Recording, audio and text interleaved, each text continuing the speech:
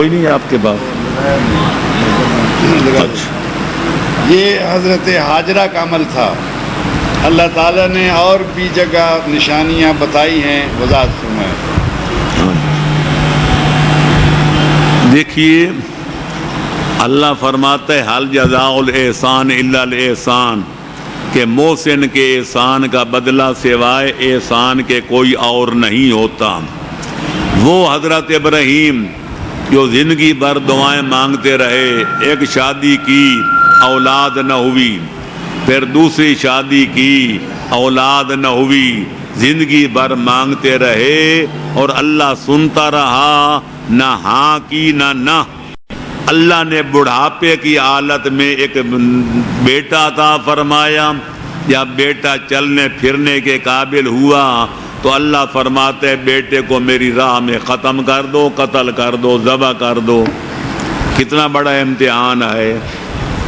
تو لہذا جناب ابراہیم کے بارے میں خدا فرماتے قد صدقت الرؤیا، تو نے اے ابراہیم اپنے خواب کو سچا کر دکھایا، اپنے بیٹے کو ذبح کرنے پہ تیار ہو گئے، آنکھوں پہ پٹی بھی باندھی، گلے پہ چھری بھی پھیری، پر قادر مطلق نے بیٹے کی جگہ ایک دمبا بھیج کر دمبا ذبح کرا دیا کہ جناب اسماعیل کو بچا لیا. تو چونکہ جناب ابراہیم کی قربانی عظیم تھی، اللہ نے ان کی ہر چیز کو حج کا رکن بنا دیا.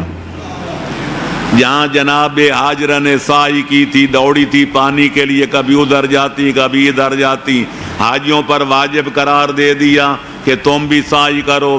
جس طرح جناب ابراہیم نے بیٹا قربان کرنا چاہا تھا، لیکن اللہ نے ان کی جگہ دمبا بھیج دیا، حاجیوں پر واجب قرار دے دیا کہ تم بھی وہاں مینا میں جا کے قربانی کیا کرو وغیرہ وغیرہ. تو لہٰذا یہی وجہ ہے اس دور میں جناب خلیل و اسماعیل کی قربانی بڑی عظیم تھی. اور 14ویں صدی 1400 سال پہلے سید الشہداء کی قربانی بے مثال تھی. 1400 سال گزر گئے اور دنیا آج بھی ہے حسین کہہ رہی ہے. جان قربان کر کے، مال قربان کر کے، جائیداد قربان کر کے حسین کہہ رہی ہے. وہ گلیوں میں گئے تھے، دنیا گلیوں میں ماتم کرتی ہے. مخدرات کو دیار و امصار میں پھرایا گیا تھا، ہماری مستورات بھی بازاروں درباروں میں جاتی ہیں. تو لہذا یہ اللہ کا ایک نظام ہے کہ جو اس کے پیاروں پر مصیبت آئی انہیں صبر و ضبط کے کام لیا.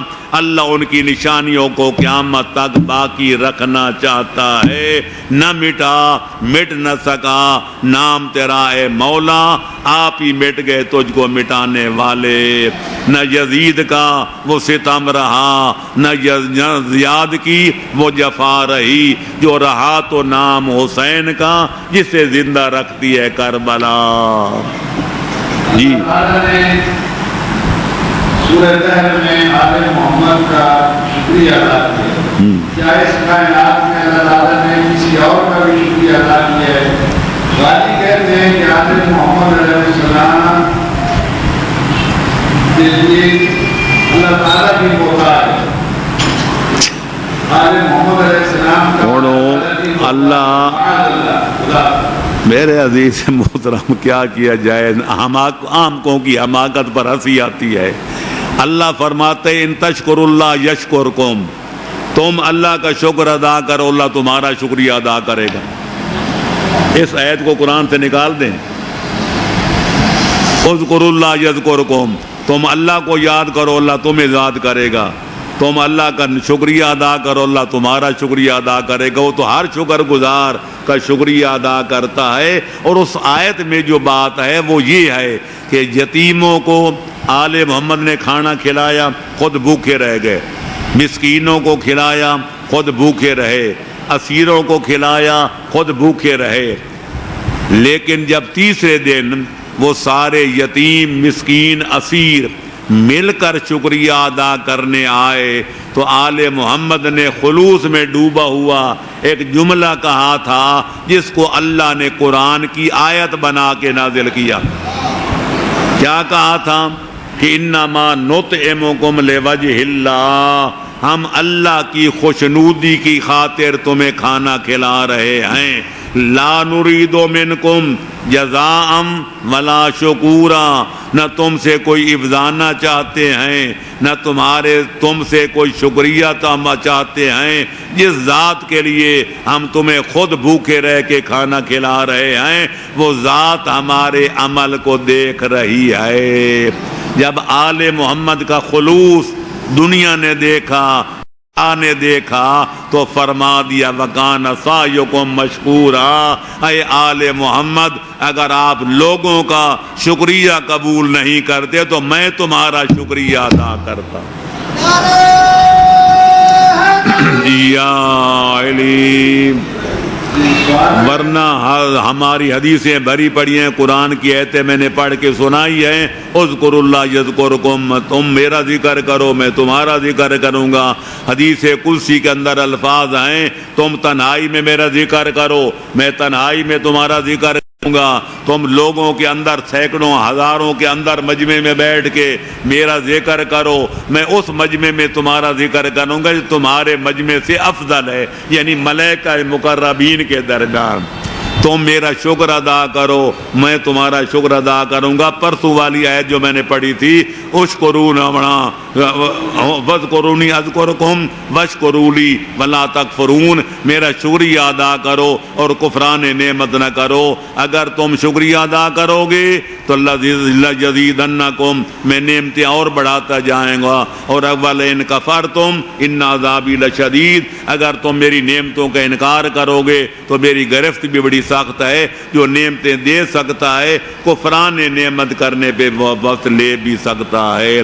تو لہذا اللہ ہر مومن مخلص کا شکریہ ادا کرتا ہے جو خلوص نیت کے لیے اللہ کے لیے کام کرتا ہے. من کان للہ کان اللہ لہ، حدیث کے لفظ ہیں جو اللہ کا بن جائے پھر اللہ بھی اس کا بن جاتا ہے. جی فرمایا اللہ یاد الحقی جلد نمبر 1 صفحہ نمبر 163، کالے کپڑے نہ پہنو بے شک یہ عمل یہ بات فرعون کا لباس ہے.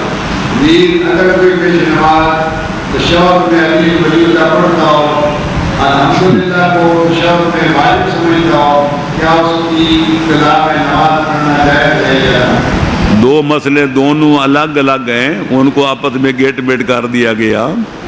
کالے لباس کی جہاں تک عام طور پر ہے، یہ تحفۃ العوام بھی ہمارے گھروں میں پڑی ہے، عام کتاب میں تہذیب المومنین بھی عام گھروں میں پڑی ہے. رنگوں کا جہاں تک ذکر ہے، چٹے رنگ کو سارے رنگوں کا سردار کہا گیا ہے. اور کالے رنگ کی ٹوپی یہ تحفۃ العوام میں پڑھ لینا جو گھر میں تقریباً موجود ہے. کالی ٹوپی کی مذمت ہے، کالے جوتوں کی مذمت ہے، کالے رنگ کی مذمت ہے. لیکن یہ بھی دنیا مانتی ہے ایک کالا رنگ غم کی علامت ہوتا ہے. آج اس دور میں عیسائی احتجاج کریں تو کالی پٹیاں باندھتے ہیں. کمیونسٹ اگر کوئی حکومت کے خلاف جلوس نکالیں تو کالی پٹیاں باندھتے ہیں. یہودی اسرائیل والے اگر کوئی جلوس نکالیں تو کالی پٹیاں باندھتے ہیں. گویا زمانے نے دنیا نے فیصلہ کر لیا کہ جب غم کا اظہار کرنا ہو تو کالے کپڑے سے زیادہ مناسب کپڑا کوئی نہیں.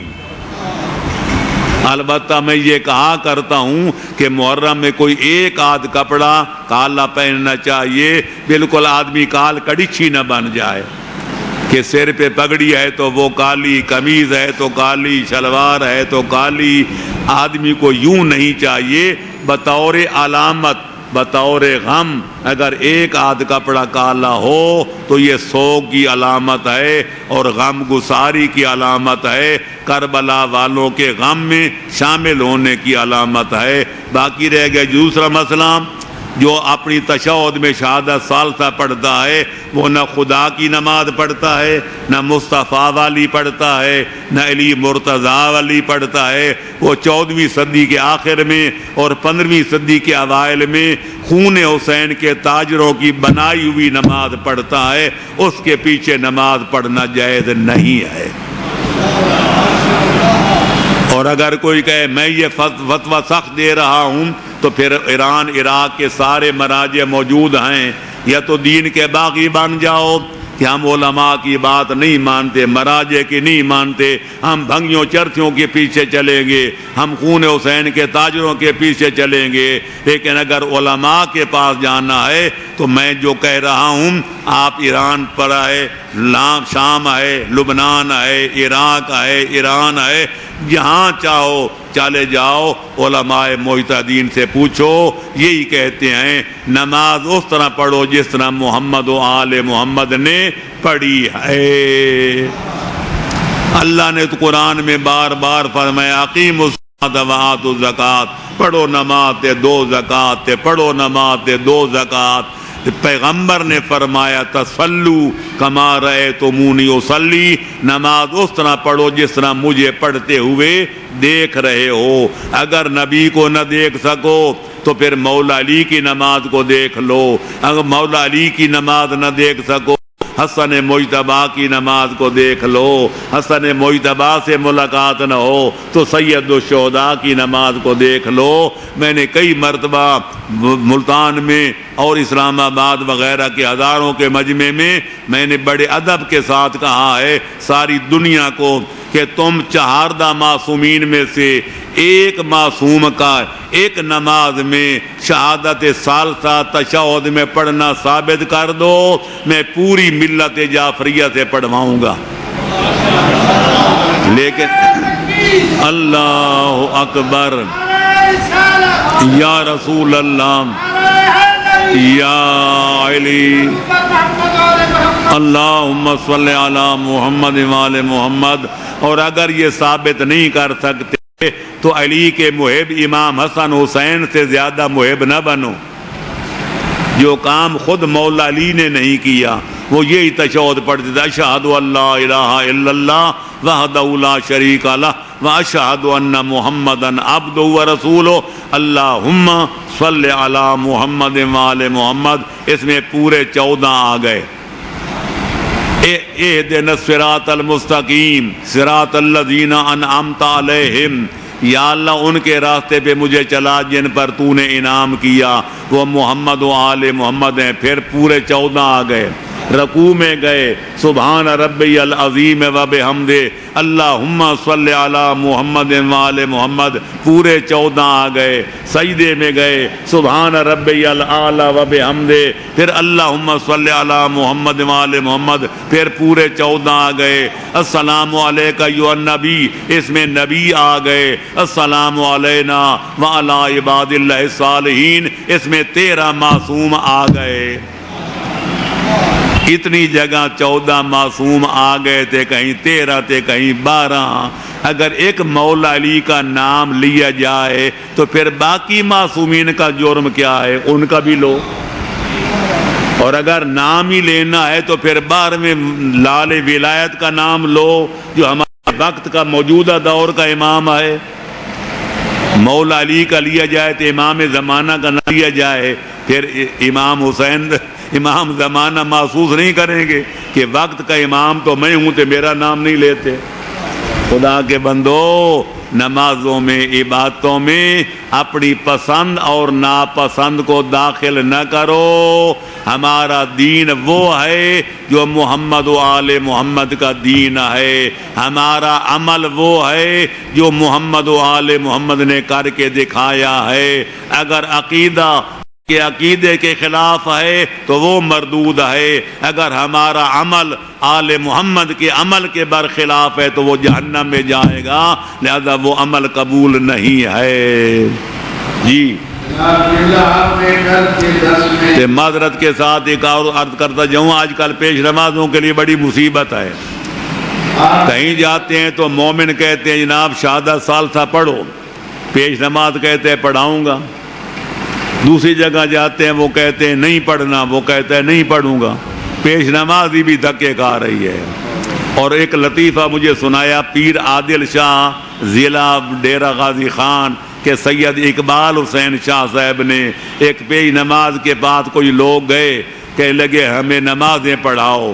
انہیں کہا سنو کیا کتنے پیسے لوگے؟ انہوں نے کہا شہادت ثالثہ پڑھاؤ تو 5000 لوں گا، نہ پڑھاؤ تو 3000 کافی ہیں۔ صلوات پڑھو محمد والے۔ جی جناب نے کل کے درس میں فرمایا تھا کہ عیسائی کافر ہیں اور دلیل میں ان کا عیسیٰ کو اللہ کا بیٹا کہنا قرار دیا، جبکہ دور حضور قرآن کے وقت نصرانی بھی قرآن کے مطابق یہ بھی درخت تھے اور ان کو کافر نہیں کہا گیا ہے لیکن کتاب کہا گیا ہے۔ جی آج کے اور اس دور کے نصارہ کا فرق واضح ہونا ہے۔ میرے محترم، ان کو یا اہل الکتاب کہا گیا لیکن مسلمان بھی کہا گیا کہ اللہ نے فیصلہ کر دیا ان الدین عند اللہ الاسلام ومن یبتغ غیر الاسلام دینا فلن یقبل منہ وہو فی الآخرۃ من الخاسرین۔ جو قوم، جو قبیلہ، جو شخص، جو گروہ اسلام کو چھوڑ کر کسی بھی اور اس دین کو اختیار کرے گا اس کا دین قبول نہیں ہوگا اور اسے جہنم میں جانا پڑے گا۔ اہل کتاب کہنے سے وہ پاک ہو گئے، چونکہ کوئی ایسے کافر تھے جو کسی نبی کو نہیں مانتے تھے، یہ نبی کو حضرت یہودی حضرت موسیٰ کو مانتے ہیں، عیسائی حضرت عیسیٰ کو مانتے ہیں، لیکن اس وقت تک ان کا اسلام تھا، ان کی کتابیں تھیں، جب تک پیغمبر اسلام نہیں آئے، جب تک قرآن نہیں آیا۔ جب قرآن آ گیا سارے دین ختم، ساری کتابیں ختم۔ اب نجات کا دار و مدار یا اللہ کے قرآن پر ہے یا مصطفیٰ کے فرمان پر ہے، اور یہ دونوں کو نہیں مانتے تو کافر نہیں تو کیا ان کو مسلمان کہیں؟ ختم ہوگی بات۔ مشرک بھی ہیں اور کافر بھی ہیں۔ کافر کا معنی منکر، وہ ہمارے خدا کو اس طرح نہیں مانتے جس طرح ہم کہتے ہیں، وہ خدا کو بیٹوں والا مانتے ہیں۔ یہودی کہتے ہیں عزیر اللہ کا بیٹا، عیسائی کہتے ہیں عیسیٰ اللہ کا بیٹا، ہم کہتے ہیں ہمارا اللہ وہ ہے جو لم یلد ولم یولد ہے، نہ خود کسی سے پیدا ہوا ہے نہ کوئی اس سے پیدا ہوا ہے۔ ان کی توحید خراب۔ پھر ہمارے نبی کو جادوگر کہتے ہیں، ہمارے نبی کے کارٹون چھاپتے ہیں، ہمارے پیغمبر کو گالیاں بکتے ہیں، اور پھر ہم ان کو مسلمان کہیں اور پاک کہیں۔ معاف رکھنا، ہم ان کو کتوں سے بھی زیادہ نجس جانتے ہیں جو محمد و آل محمد سے عقیدت نہیں رکھتے ہیں۔ اللہ اکبر، یا رسول اللہ، یا علی۔ مجھے اللہم صلی علی محمد و آل محمد، میں نہیں سمجھ سکتا، میں کسی عالم پر تنقید نہیں کرنا چاہتا، پر اتنا کہوں گا جو صرف اللہ کا انکار کر دے وہ بھی کافر، جو ہمارے پیغمبر کو خاتم الانبیاء نہ مانے۔ ہمارے مرزائی آمدی یہ سارے محمد الرسول اللہ پڑھتے ہیں لیکن وہ خاتم الانبیاء نہیں مانتے، سارے پاکستان کے مسلمان کہتے ہیں یہ کافر ہیں۔ لیکن یہ یہودی نصرانی جو اہل کتاب ہیں وہ پیغمبر کو پیغمبر ہی نہیں مانتے، وہ قرآن کو اللہ کا کتاب نہیں مانتے، اسلام کعبے کو قبلہ نہیں مانتے، بلکہ ہمارے قبلہ اول پر قبضہ کیے ہوئے ہیں، مسجد اقصی ان کے قبضے میں ہے، اور 2-4 دن پہلے کی بات ہے وہاں 1500 مسلمان بیچارے اعتکاف میں بیٹھے تھے، یہودیوں نے ان کو ڈنڈے مار مار کے لہو-لہان کر کے ان کو مسجد سے باہر پھینک دیا۔ ہم ان کو کہیں تم تو مسلمان ہو، تم تو ہمارے بھائی ہو، معاذ اللہ، اس کی کوئی بغیرتی کا ہے کوئی جواب؟ چلو جی فرمائیے۔ نماز میں ہاتھ کھولنا یا باندھنا مباح ہے، مستحب ہے، مکروہ ہے، واجب ہے، یا جو جی چاہے کرے؟ یہ شریعت ہماری محتاج نہیں ہے، ہم شریعت کے محتاج ہیں۔ ہم کہتے ہیں کہ ہاتھ کھول کے نماز پڑھنا واجب ہے، اگر جان اور مال اور عزت اور آبرو کا خطرہ نہ ہو، مقام تقیہ نہ ہو تو ہاتھ باندھنا فعل حرام ہے۔ آل محمد کا مسلک، نبی اور آل نبی کا مسلک، جس کو میں نے تجلیات صداقت میں روز روشن کی طرح واضح کیا ہے، وہ ہاتھ کھول کے پڑھنا ہے۔ یہ دوسرے دور خلافت میں ہاتھ بندھوائے گئے۔ اب رہ گئے ہمارے بھائی، ان کے 4 امام فقہ کے، امام اعظم کہتے ہیں کہ پیٹ پہ باندھو پر ناف کے نیچے، امام شافعی کہتے ہیں ہاتھ پیٹ پہ باندھو پر ناف کے اوپر، امام احمد حنبل کہتے ہیں سینے پہ باندھو، تو امام مالک کہتے ہیں ہماری طرح شیعوں کی طرح کھول کے پڑھو۔ ان میں اختلاف ہے، مذہب شیعہ میں کوئی اختلاف نہیں کہ ہاتھ کھول کے نماز پڑھنا واجب ہے، اگر بلا وجہ باندھے جائیں تو نماز منہ پر مار دی جاتی ہے۔ جی انقلاب اسلامی ایران میں جو نظام رائج ہے یعنی ولایت فقہی، وہ صحیح ہے یا غلط ہے؟ یہ ایران والے جانے تو ان کا کام جانے، تمہاری تکلیف ہے، کیوں ٹانگیں اڑاتے ہو؟ پاکستان کی بات کرو۔ ہمارا مرکز ہے، لوگوں نے مجھ سے پوچھا جی فلاں فلم بن گیا، جناب یوسف کی ہے، فلاں کی ہے، نبیوں کی فلمیں بنی ہیں۔ میں نے کہا میں نے تو دیکھی نہیں، پر مرکز ایمان ہے ہمارا ایران، اگر وہاں بنی ہے تو علماء نے دیکھی ہوں گی، علماء نے اجازت دے گی ہوگی، لہذا وہ بہتر جانتے ہیں وہ جو کر رہے ہیں۔ ہم کون ہوتے ہیں گرفت کرنے والے یا اعتراض کرنے والے؟ تمہیں کسی کی کیا پڑی، اپنی نبیڑ تو بس۔ ہم اتنا جانتے ہیں سارا عالم اسلام امریکہ کی خوشامد میں لگا ہوا ہے، اس کو راضی کرنے کی فکر میں ہے۔ پوری کائنات میں، پورے عالم اسلام میں ایک ایران ایسا ملک ہے جس کا صدر گرامی قدر ہے تو بالکل چھوٹا سا دبلا پتلا سا، لیکن امریکہ ایک آنکھ دکھائے یہ دونوں دکھاتا ہے، وہ ایک دھمکی دیتا ہے یہ 14 دھمکیاں دیتا ہے۔ کیونکہ ہم کہتے ہیں امریکہ سپر طاقت ہے، تو ایران والے کہتے ہیں سپر طاقت ہے خدا، نہ رشیا تھے نہ امریکہ۔ اللہ کو سپر طاقت مان لیا جائے تو آدمی پھر کسی طاقت سے نہیں ڈرتا۔ یا علی جی محمد والے محمد علیہ السلام کے وسائل پر دیریا سینہ کوبی زنجیر دھنی بازار میں کمیز اتار کر بس اتنے منہ میں نہ بڑھو، کوئی حد کر رکھو۔ بازار میں جہاں عورت مرد کے کپڑے اتری ہوئے ہوتے، عورتیں دیکھ رہی ہوں، کون عالم جائز کہہ جا خون بہا کے اپنے آپ کو خون چھریاں مار کے مر جاؤ؟ میں کہتا ہوں چھریاں مار کے ساری قوم مر جائے، امام حسین کے مشن کو کیا فائدہ ہوگا؟ وہ کام کرو جس کو عقل مندی تسلیم کریں، رو ماتم بھی کرو، لیکن چھریاں مار کے اپنے آپ کو ختم نہ کرو۔ ایران کے علماء نے لکھا ہے یہ چھریاں چاہیے تھی دشمنان آل محمد کے سینوں میں گھونپی جاتی، تم اپنے آپ کو ختم کر رہے ہو۔ دشمن خوش ہو کے کہتے اس گھر کو آگ لگ گئی گھر کے چراغ سے۔ وہ کام کرو کہ امام کے مشن کو فائدہ ہو، اور مشن امام کیا تھا کہ میرا سب کچھ مٹ جائے، میرا سب کچھ کٹ جائے، پر نانے کا دین اسلام بچ جائے۔ تو لہذا امام نے تیروں تلواروں کی بارش میں نماز پڑھی۔ ہمارے ماتمی نماز کے نام نہ لیں، نماز کے قریب نہ جائیں، چھریاں مارنے سے کیا دین بچ جائے گا؟ لوگ ہمیں وحشی جانور کہتے ہیں، لہذا وہ کام کرو، ماتم کرو تو مہذب انداز میں، گریہ و بکا کرو تو مہذب انداز میں، گلیوں کوچوں میں جاؤ، ہماری عورتیں الگ ہوں، امام باڑوں میں ہوں، مرد ہمارے گلیوں کوچوں میں جائیں، اور پھر وہ سینہ کو بھی کپڑے اتار کے کرنا ہے تو کپڑے وہاں اتاریں، جو قمیض وغیرہ جہاں نامحرم عورتیں نہ دیکھ رہی ہوں، ورنہ اگر آپ ماتم کریں گے کہ نامحرم عورتیں آپ کو دیکھیں گی، یہ فعل حرام کے ارتکاب ہے۔ پردہ واجب ہے کہ ماتم کرنا زیادہ سے زیادہ مباح ہے، کوئی واجب نہیں ہے۔ وآخر دعوانا ان الحمد للہ رب العالمین۔ بھائیوں کی اذان ہو گئی ہے، اتنا کافی ہے۔ ایک دفعہ سورہ فاتحہ اور 3 مرتبہ سورہ قل